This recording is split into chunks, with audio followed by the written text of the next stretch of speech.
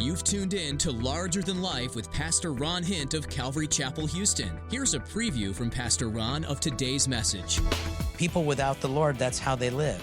They live by sight, what looks good.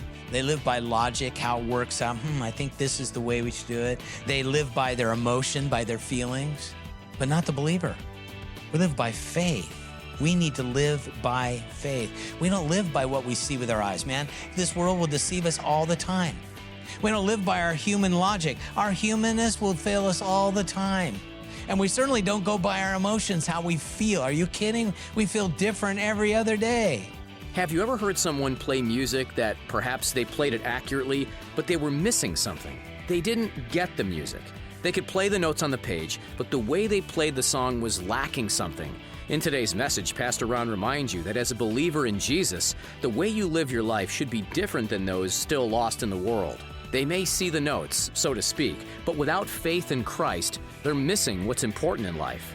Well, let's join Pastor Ron in the book of Habakkuk chapter 2 with today's edition of Larger Than Life.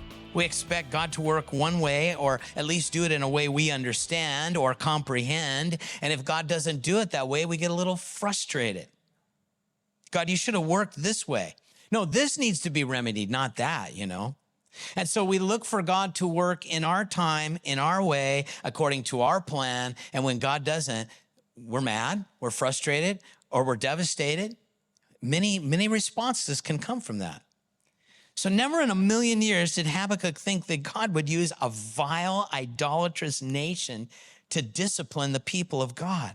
And so this threw a wrench into his theology and how he thought God should operate, And again, we often do that. We think God should work a certain way, and we limit God. And when we limit God, we set ourselves up for frustration, for disappointment. God is always at work. First of all, he's never inactive. He's always at work. And whatever God does allow is always for our good, Romans 8:28. And it's always to bring him glory. That doesn't mean it won't bring us pain. Because in that process of pain, we also learn to trust him more. And maybe there's some things that need to get out of our life, right? Now we come to chapter 2, and Habakkuk says, I will stand watch and set myself on the rampart, and I'll watch to see what he will say to me and what I will answer when I am corrected. So Habakkuk knew that he had probably said too much. He knows that he's going to be corrected. And so I think this is good. And rather than march off and huff off because of God's revelation and because it made no sense to him, he goes up on the rampart. He goes on the upper part of the wall, the watchman on the wall, up high, And there he waits for further instruction. Now, in reality, this is a very good response. You see, when things don't make sense, when life throws us a curveball, which happens all the time, when everything seems confusing to us, we really have one of two choices. One, we can jump to the wrong conclusions, and in doing so, get mad at God, abandon God, you don't care about me, God. Or we can climb above our circumstances and put our trust in God, which, by the way, Habakkuk does in chapter 3, and say, God, you're in control. You see, history is really his story, and he knows the end from the beginning. All of life flows through a channel cut by God. We need to remember that. As a believer, I need to remind myself as that. And here's the great thing. Nothing happens in my life, but it first must pass through our Father filter. And I'm so thankful for that, because he is gracious in what punishment or chastening or trial he allows in my life. God's not surprised. He's not shocked when things happen. He's allowed it. He's designed it for my good, for his glory. And so I have a choice. I can either jump to the wrong conclusions, or I can climb on God's shoulders and his wisdom and his plan. His plan is far superior to mine, for sure. So I think this verse here really shows us four things that I think that are very helpful when seeking God's perspective. I just kind of jotted these down, and I maybe they'll be helpful for you.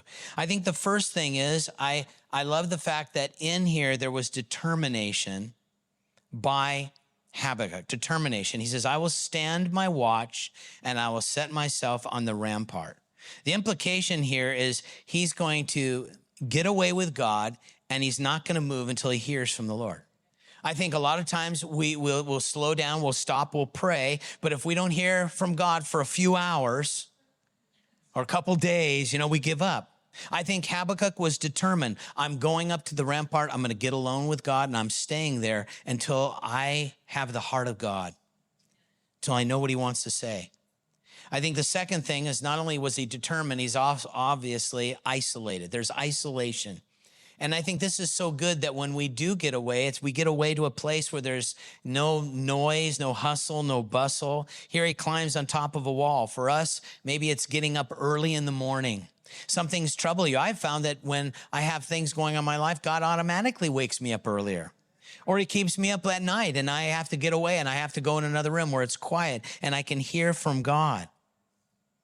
You see, when I'm on my job or I'm around my family or we've all got responsibilities, it's hard to hear from God. It's important that we get away. I think it's something we should do on a regular basis so that we're really tied in with God all the time. So we're not just coming to him in case of emergency.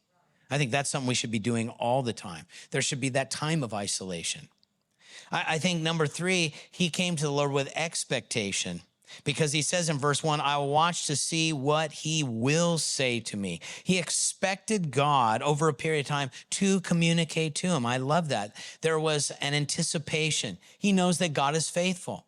And I think we need to realize that if we faithfully get away with God and we got things troubling us, God is faithful. God will speak to us. He'll speak to us from his word. He'll speak to our hearts through prayer. He's speaking to us through the circumstances. God will. I think the last thing is there was humiliation here. He was humble. I say that because at the end of verse 1, he says, now I know I'll be corrected. He came and go, I probably need to be corrected because I was pretty upset with God, He knows that. And it's just a good reminder for us that when we come into God's presence, we remind ourselves, he's God, we're not. He's the teacher, I'm the student. He's the father, I'm the child, right? He came in humility. He wanted to hear. He wanted to learn. He wanted to submit. He was willing to do that. So I think all those principles are good ones. So here's Habakkuk. He's alone. He's on top of the rampart, anticipating God speaking. And the Lord did answer him, verse 2. And he said, write the vision and make it plain on tablets that he may run who reads it. So it'll be plain to everybody what's going to happen. For the vision is yet for an appointed time, but at the end, it will speak. It'll happen. It will not lie. Though it tarries, though it doesn't happen right now, wait for it because it will surely come. I will not, or it will not tarry. So I want you to write this down, and we have it recorded for us exactly what happened. I want you to write it down so that you can know what to do. So you could see, there it is, plain as day. God said this would happen. It's going to happen. Now, I love that he says this in regard to the vision he received. I think it's good for us to do when God gives us a vision for important things. I think it's good for us to write those things down that God does communicate to us. I took that seriously when God gave us a vision as a church. I know I wrote that down. I felt God was saying, here's the vision I'm giving for you when you start a church. I want you to worship me. I want you to win people to Christ. I want you to disciple people in my word. And I want you to be a place where people are equipped and they go out. Worship, win, disciple, send. I said, okay, Lord. So he told me to write that down. I did. I didn't forget that. And now I write it down all the time so other people can understand what it is. It's in our bulletins, our literature. It's everywhere, right? It's not complicated. It's not hard that someone can't understand what our vision is. So it's important that we do that we make it very clear. We've done that. We did that as a church. But God said to Habakkuk, you do this with this vision. You make it very clear and simple so everybody sees what I'm saying. And he did. Now, moving on, he speaks against the proud. Behold, the proud, his soul is not upright in him.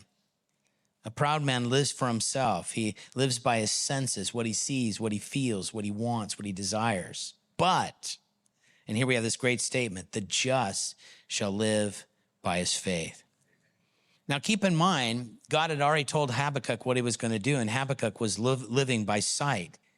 He knew, he saw, he knew all about the paganism, the Chaldeans. He said, no way, not them, not them. He was looking for what he saw with human eyes. Not only that, he was looking at the situation through human logic. God, this doesn't make sense. It doesn't make sense. And I think he also was looking at the situation through his human emotion. oh, this is not good. And it caused him to be fearful. In fact, we're going to see that in the next chapter. It struck him in his very physical stature. He was shaking because of it. So at first it didn't look right. It didn't seem right. It didn't feel right. But here's the thing. People without the Lord, that's how they live. They live by sight, what looks good. They live by logic, how it works out. I think this is the way we should do it. They live by their emotion, by their feelings, but not the believer. We live by faith. We need to live by faith. We don't live by what we see with our eyes, man. This world will deceive us all the time. We don't live by our human logic. Our humanness will fail us all the time. And we certainly don't go by our emotions, how we feel. Are you kidding? We feel different every other day. We need to base ourselves on God's word and what he says. This is an invaluable lesson. This is a huge, in fact, this was, if you think of the Apostle Paul, you could say this was really the Apostle Paul's life verse right here from Habakkuk, because he quotes it 3 times. Romans 1, Galatians 3, Hebrews chapter 10. The just live by faith. So this is something that should not only be underlined in our Bibles, should be underlined in our hearts.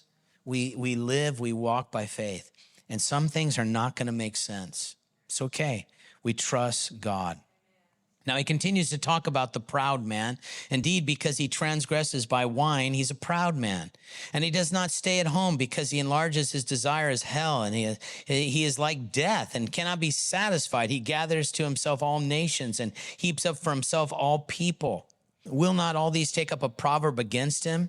And a taunting riddle against him, who say, woe to him who increases what is not his. How long? And to him who loads himself with many pledges.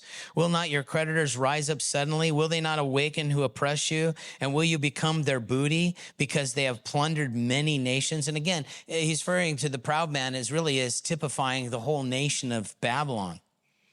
And then he says this, because you have plundered many nations and all the remnant of the people. Now that refers to the future remnant of Israel, or of Judah, I should say. All the remnant of the people shall plunder you because of men's blood and the violence of the land and the city and all who dwell in it. So God would eventually, though they would be attacked and taken away captive to Babylon 70 years, but God would restore a remnant, and God would eventually bring the Babylonians down. Now, in the remainder of this chapter, he gives 4 woes concerning those who choose sin. First, verses 9 through 11, woe to the greedy. Woe to him who covets evil gain for his house, that he may set his nest on high, that he may be delivered from the power of disaster.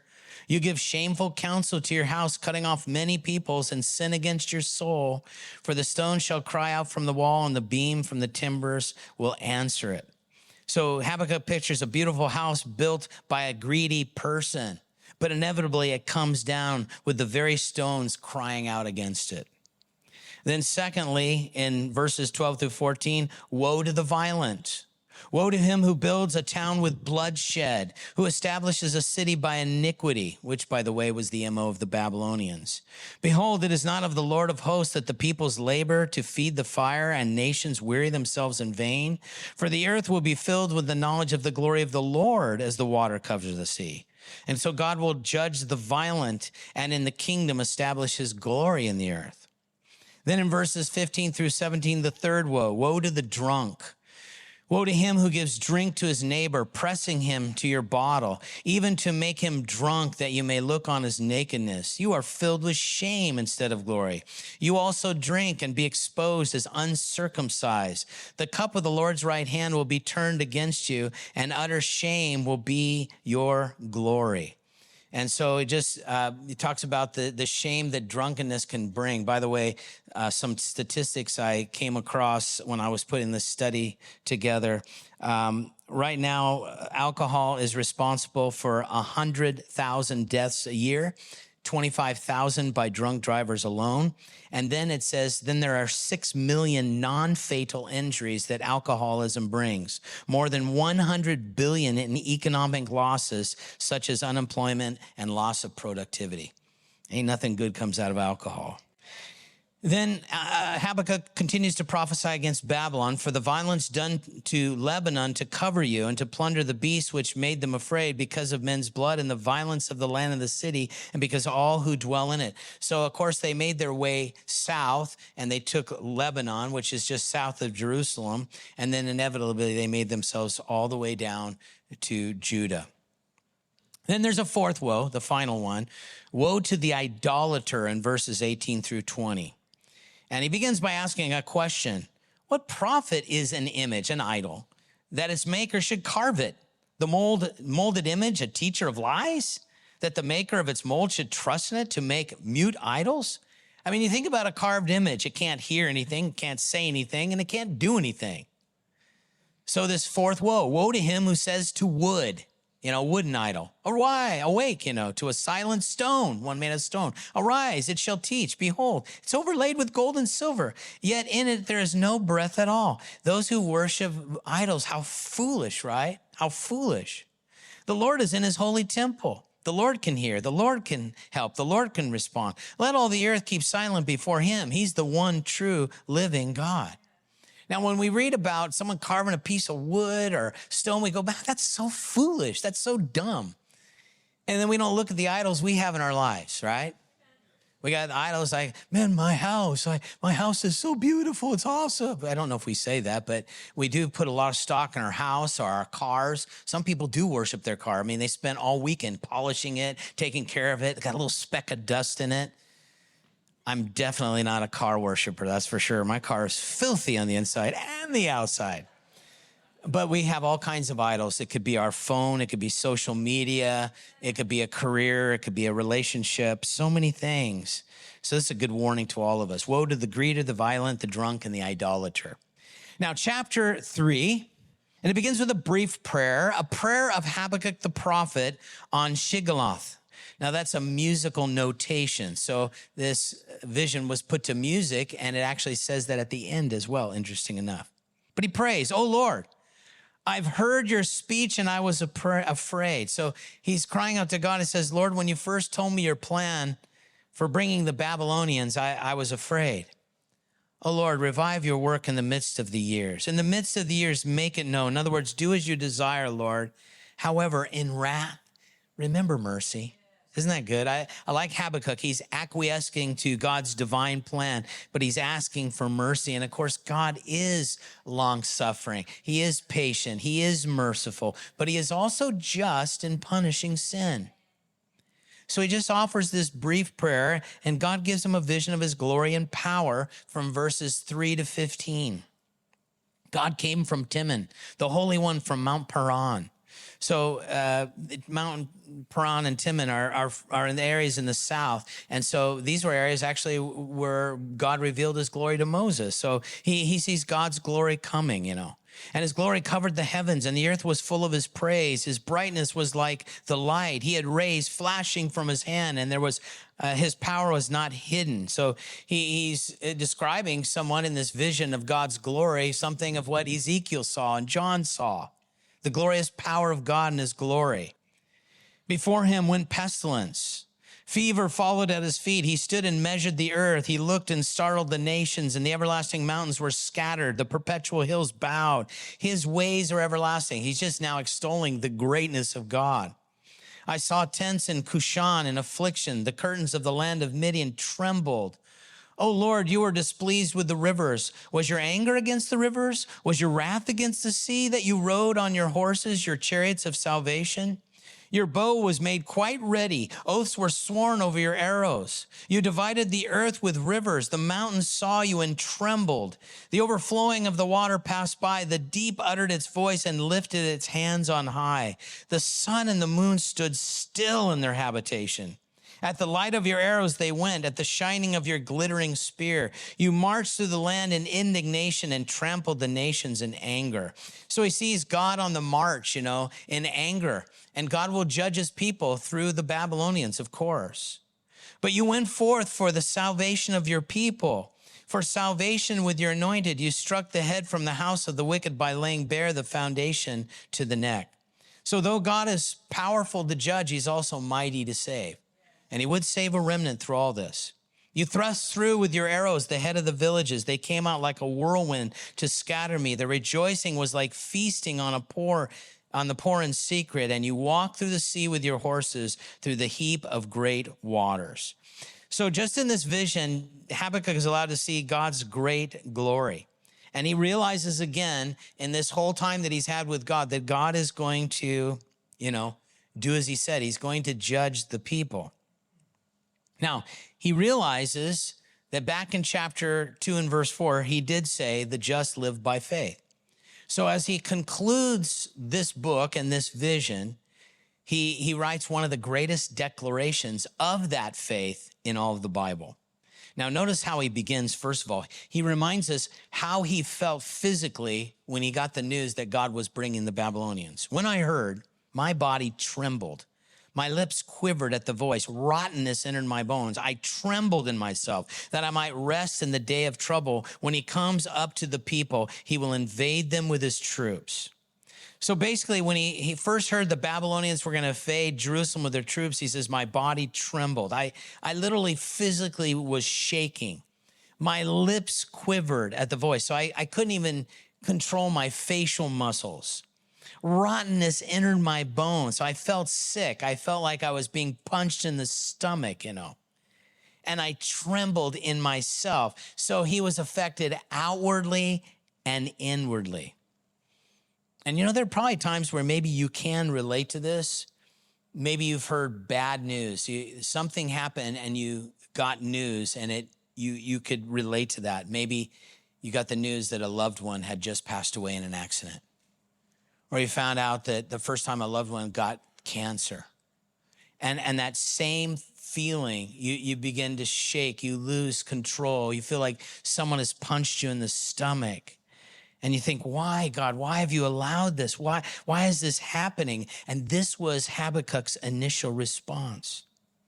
But here's the thing. As he's writing what he responded at first, he's now had time to assimilate this, spend time with God, get the perspective. And so now he writes this incredible statement. He responds, though the fig tree may not blossom, nor fruit be on the vines, though the labor of the olive may fail, and the fields yield no food, though the flock may be cut off from the fold, and there be no herd in the stall. So, Lord, though you may bring the Babylonians and take everything away, our land, our livelihood, the people, you strip us down to nothing, yet I will rejoice in the Lord. I will joy in the God of my salvation. Can you imagine that?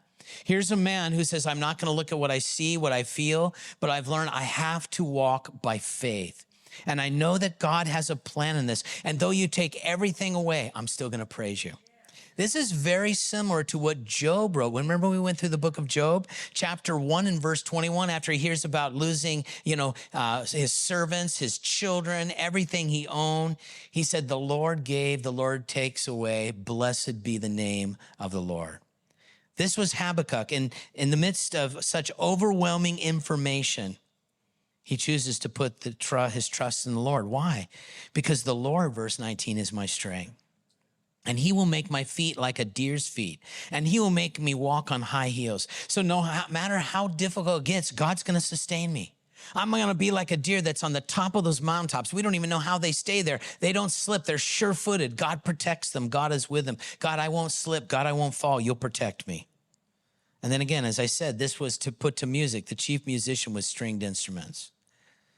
But as we close, my prayer is that we do as Habakkuk does, because here at the end of trusting God, because we often do what he does at first. Why are you doing this? This doesn't compute. How could you allow this, And we have that choice. We can either choose to get upset with God, or we can climb to higher ground. Get away with God. Seek God. Say, Lord, what are you doing? I know that you're never going to disappoint me. You always have a plan for my life, for my good.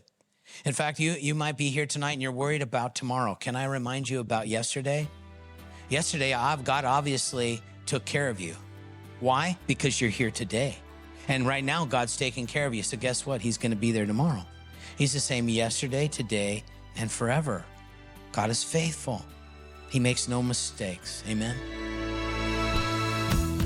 This has been Larger Than Life, and we're going through a series titled Minor Prophets. Pastor Ron is teaching from several minor prophet books in the Bible. So often, the nation of Israel was warned about sin, but many times his warnings were disregarded. Our own nation can be guilty of looking to other gods for pleasure and satisfaction. We trust these messages are bringing things to light about obedience and loyalty to the one true God. If you'd like to hear more messages, go to ltlradio.org. You can also download our mobile app. Larger Than Life is a radio ministry of Calvary Houston. Find our service times by going to ltlradio.org. Did you know that Pastor Ron has written a book recently? Here he is with more. Hi, this is Ron Hint. I was recently diagnosed with cancer, and I've written a new book entitled How God Uses Sickness. Listen, there's not a single one of us who hasn't been affected by an illness or a disease, either personally or by someone close to us. This book can be a real encouragement as it gives us God's perspective and God's heart on the subject. Listen, God loves us, and He even uses sickness for our good and for His glory. If you're interested in getting a copy for yourself or someone you love, go to ltlradio.org. That's ltlradio.org. And God bless you. For any donation to LTL Radio, we'll send you Pastor Ron's new book. Thanks for listening to Larger Than Life.